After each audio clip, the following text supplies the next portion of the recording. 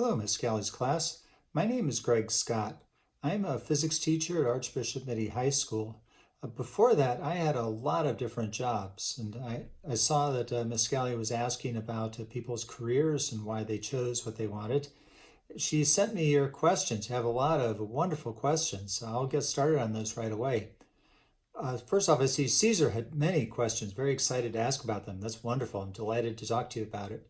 You asked, was I always interested in technology? And yes, I was fascinated by science. I grew up at the time of the Apollo missions when there was the race to the moon in the 1960s. I was 10 years old when Neil Armstrong walked on the moon in 1969. It was just the most exciting thing I thought could possibly be. When I was really young, I wanted to be an astronaut, but then I grew up to be 6'6". I was way too tall, and my eyes weren't that good, so I knew I was going to be doing something else. My father was an electrical engineer. He worked for Westinghouse designing radar systems.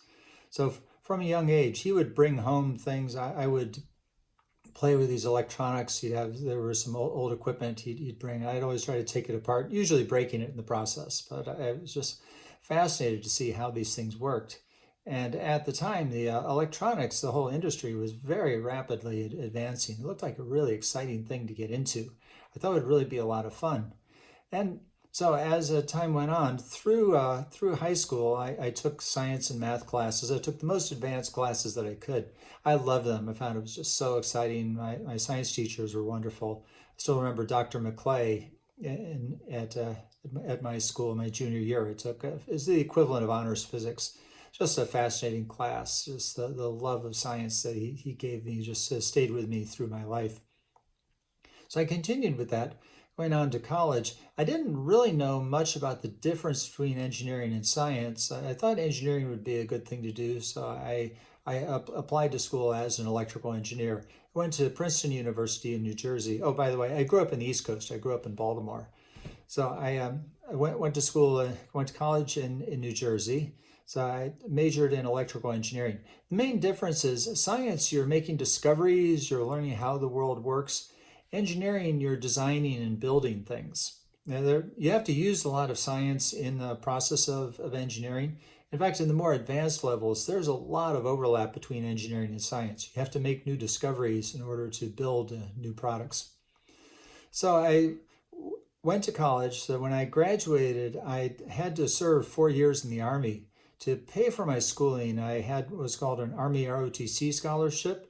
They paid my whole way through college. They paid tuition and room and board. In turn, I owed them 4 years of service. I owed them 4 years. I served as an Army officer. The first year was a pretty standard military type job.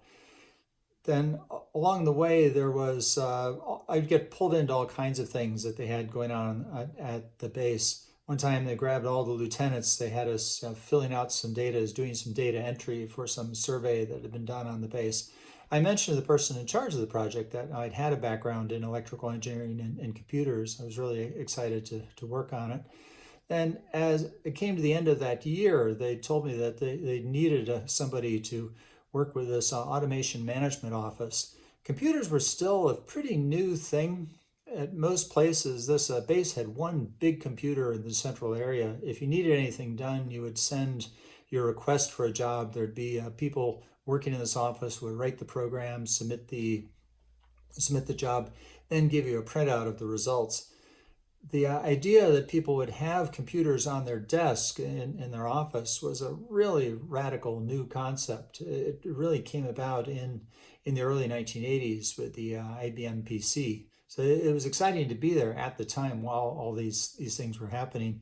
So I was tasked with working at these different offices, helping people, installing their computers, getting them working, helping them with all of the problems that come up. There were lots and lots of problems along the way. As these computers would usually have 64 kilobytes of memory, 64,000 bytes, which is way less than the 1 billion bytes that you typically have in your little laptops nowadays. So I worked on all these problems, and I loved it. It was really exciting, just solving puzzles all day long. It was fun. I actually look forward to going there and doing that. So I did that sort of thing. I had another job a year after that, I wound up working for the Corps of Engineers within the Army. I traveled all over the world looking at electric power. All these radar stations in remote parts of the world had to have power on 24 hours a day because they were keeping the country safe from the Soviet Union. All the radars had to be on all the time. So we were tasked with making sure that the electric power was reliable, that there was standby systems and backups in case things were going wrong. And so I learned an awful lot along the way. It was really a great experience.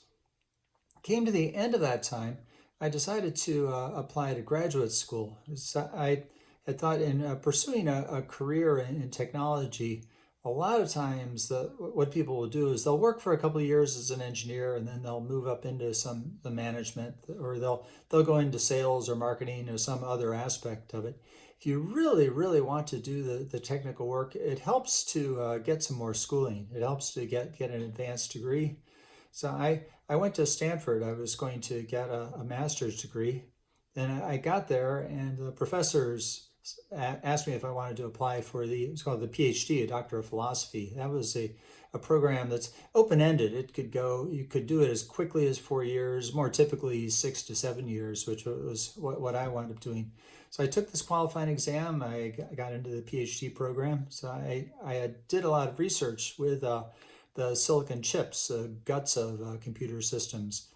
In particular, I was looking at something that could see in the dark. I wanted to have these chips that could respond to infrared light and work with it. So again, really, really cool stuff.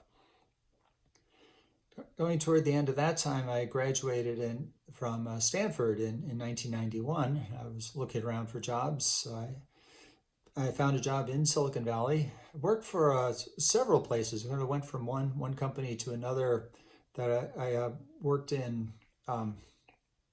The first place was National Semiconductor. I was at another company called VLSI Technology. These places don't exist anymore. One thing you may be thinking about, what am I going to do with my life? What am I going to do as a career? More than likely, it's going to change. You're going to do a lot of different things. I worked for 5 different companies, and the only one that's still around is one that you've heard of, is Apple.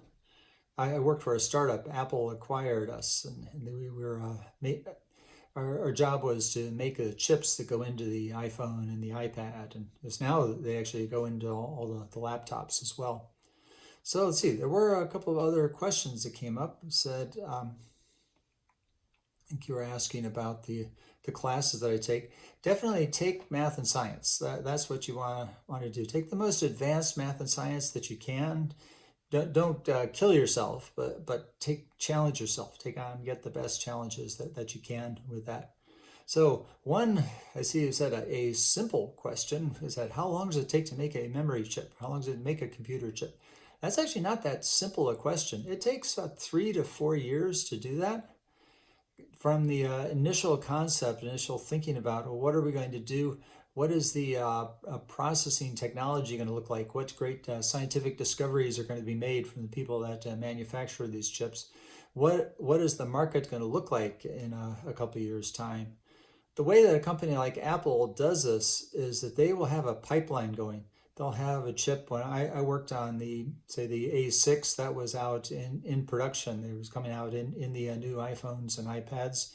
The A7 was in early production. The people that were making the new iPhone and iPad were already working on prototypes for that.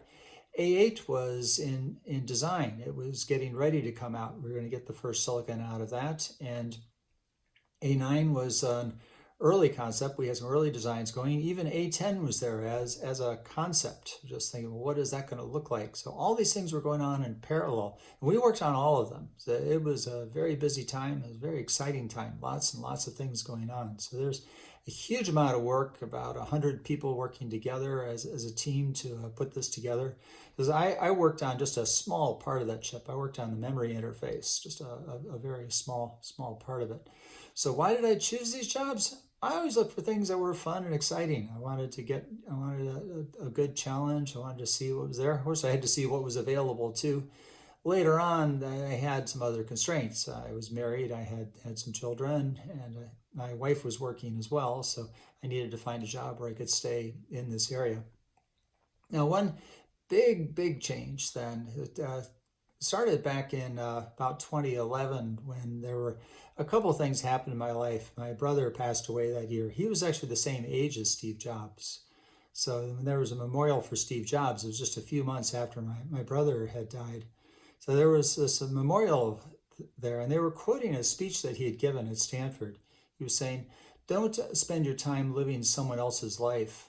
And that really resonated with me because I thought that, I had enjoyed my work as an engineer, but I really started thinking I wanted to do something different. One thing that's very different with teaching from engineering is that I'd spend most of my time behind a computer, just working at things, maybe talking with a few colleagues. I liked working with people. I'd been a Cub Scout leader. I'd worked with lots of kids, working on science activity pins with Webelos Scouts. And thought, oh, this is really cool. Wouldn't it be neat to do this all the time? The opportunity came. I decided to take a deep breath, and in 2013, I quit my job. I told my boss I was going to be leaving, and I applied to Santa Clara University. So I came right in, started working as a teacher, and I just loved it. I loved working with students like you guys. Loved meeting all my colleagues, all my new classmates there, including the delightful and stunningly beautiful Miss Galley. You can edit that out if you want to, Ashley. But it was a great time. I just found that this was just a wonderful, wonderful experience. And I have not looked back. I love every minute. I look forward to getting up in the morning and coming in. Though this year it's been difficult. I know it's been challenging for you guys. It's challenging for myself and for Miss Scally just to see people on the screen instead of seeing you face to face. I seriously hope we can get back to that point. So a lot of it is really follow your passion, find something that you like, find something that you enjoy doing. It makes a huge difference. When work is fun, life is just wonderful. It's a great place to be. So best of luck with all of you. If you have any other questions, I'd be delighted to talk to you. Maybe I can zoom in with you at some point. All right, take care. Bye-bye.